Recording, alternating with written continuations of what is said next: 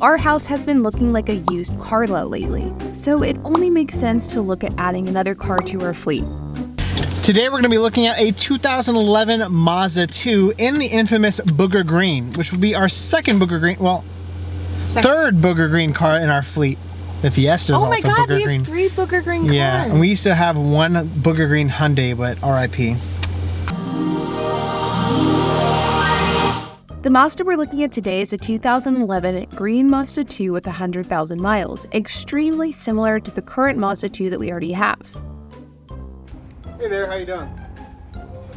All right, here to see that green Mazda 2.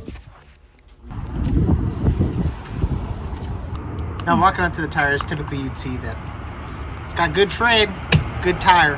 Then you look a little closer and you realize it's got cracks on the outside like a dried donut. Then you look even further and it says these tires are manufactured on the 38th week of 2013. Oh my gosh! Tires should be replaced average every 5 years if the car is in decent shape and they don't have dry rot. These don't look good. Well, that conversation went sour so fast, but we saved everyone time at the end of the day. Now we don't have to test drive the car, it's all broken. The seller of this Mazda was probably one of the rudest sellers we've ever come across in our 6 years of buying cars, and this is what kicked off what later became a nearly month-long curse of looking at only trash vehicles. We don't oftentimes show cars we don't buy, but over the last month, we looked at a lot of cars we didn't end up buying, like this 2011 Focus, which would have been a great fixer-upper, but the seller was just asking for too much. Or this Mazda 5, which seemed clean on the surface, but had evidence of a slew of mechanical issues. Or this Toyota Yaris, which was a deal that was too good to be true.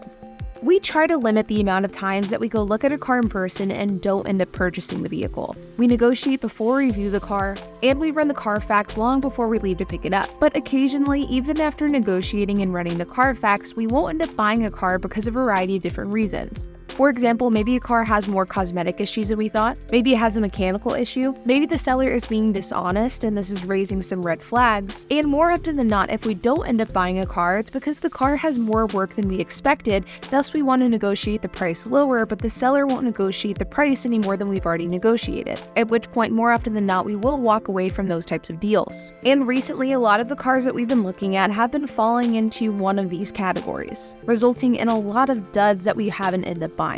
But after looking at all of these trash cars, we eventually found what may be our best Turo purchase ever. Introducing one of our best purchases to date, our 2011 Volvo S40. Now I know I say this a lot, this car is minty, but I absolutely mean it when I say this car is minty. I don't even want to slap it hard. This car is actually in the best condition of any of our cars we've ever purchased. Being that this is a 2011, a 12-year-old car now? Yeah. Yeah, or 11 years, right? 12? 12. 12? 12 years. It's 2023. Yeah, 12-year-old car. This car is in excellent condition. Now, I will not lie, this thing comes with all the accoutrements that our Mercedes-Benz actually has, and it's 2 years older, but let's dive into it. Starting off with these wonderful projector headbeam headlamps, daytime running lamps, and in addition to that, fog lights. Not just front fog lights, just like our Mercedes-Benz, it also has a rear one too, but more on that later. Let's head over to the wheels.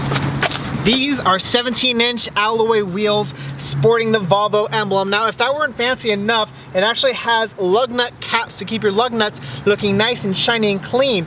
Volvo owners don't need to look at their lug nuts, they just need to see that they're chrome.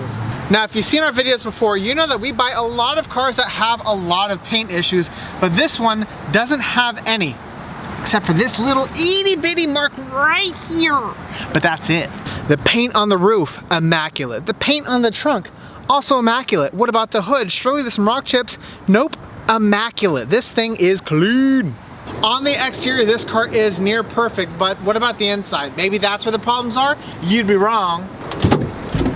Starting off in the back seat, mind you, this is 2011 interior, and this model actually ran from 2007 if I'm not mistaken. But look at this, luxury leather at its finest, and it's real leather. I'm not talking about the leather that's in the Mercedes-Benz where it's MB Tech synthetic. This is the real deal. Now the previous owner actually was a really die-hard Volvo fan, and I don't know why they sold it, but there's 3 sets of floor mats, 2 carpeted and 1 set of all-weather floor mats that we're gonna kind of experiment and see if maybe putting the all-weather floor mats when it's rainy and then swapping them out for the carpet whenever they're dirty, who knows. But I'll let you know this, the interior has been very well taken care of. Look at this, brushed aluminum accents all the way throughout. Volvo has this very unique design where the center console is nice and easy to use. Only 4 knobs and a bunch of buttons all centered in the center. Nothing else to push or worry about. It's all here. Now, in addition to it just being in immaculate condition here, like I said, this vehicle is from 2011 and has a lot of cool stuff. Steering wheel buttons aren't really the extent of it. What I'm talking about is like leather, the leather airbag, leather steering wheel, leather shift knob. This car really is in great condition, and it came with a lot of cool stuff. In addition to having regular window sprayers, it also has front headlight sprayers too. On the topic of elegance, like I said, this vehicle is really cool. Does have a sunroof, which is nice and par with luxury vehicles of the time, and the buttons are very simple to use. You have lights up here, and then you have your buttons for the sunroof. Other vehicles will have them all jumbled up together. This one's nice and easy. Even just looking at the top of the dash, there's no breaks or seams. You have air vents, and then you have dash. It really makes for a simplistic design. Now, let's talk about what's under the hood of this bad boy. Now, it's not an inline 4-cylinder, it's not a turbocharged 4-cylinder, it's a 5-cylinder that's also inline and turbocharged. Now, why is this important? A lot of vehicles that have a 4-cylinder don't have enough power. A lot of vehicles that have a 4-cylinder with a turbo have a little bit of power, but they lack a little bit of torquey guts. This car has the reliability of a 4-cylinder. It has the power of a V6, but it has a gas mileage of a 4-cylinder with a turbo. This car is the perfect combination of reliable, power, gas mileage, turbo. Now, even though this car is not in line with what we typically buy, I'm very confident this car is gonna last for many years to come with this old reliable inline 5-cylinder turbo. Now, I talked about rear fog light. There's only one, but it's actually this additional light that casts a lot of illumination behind you. So if somebody's in the fog, they can't see, they didn't see you. Got that rear fog light. What about trunk space? An alarming amount of trunk space, probably more than a lot of our Focuses have, considering it's about the same size.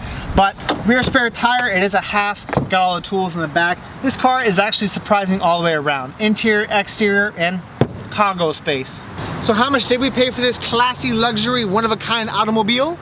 $5,300. Now, just to recap, it's a 2011 Volvo S40 with 108,000 miles in immaculate condition, and we only paid $5,300. Now, we'll keep you guys updated to see how it performs against our Mercedes-Benz C300, which is our best performer on Turo. And as always, be sure to hit that like button, hit that subscribe, and hit that notification bell, and we'll see you in the next episode.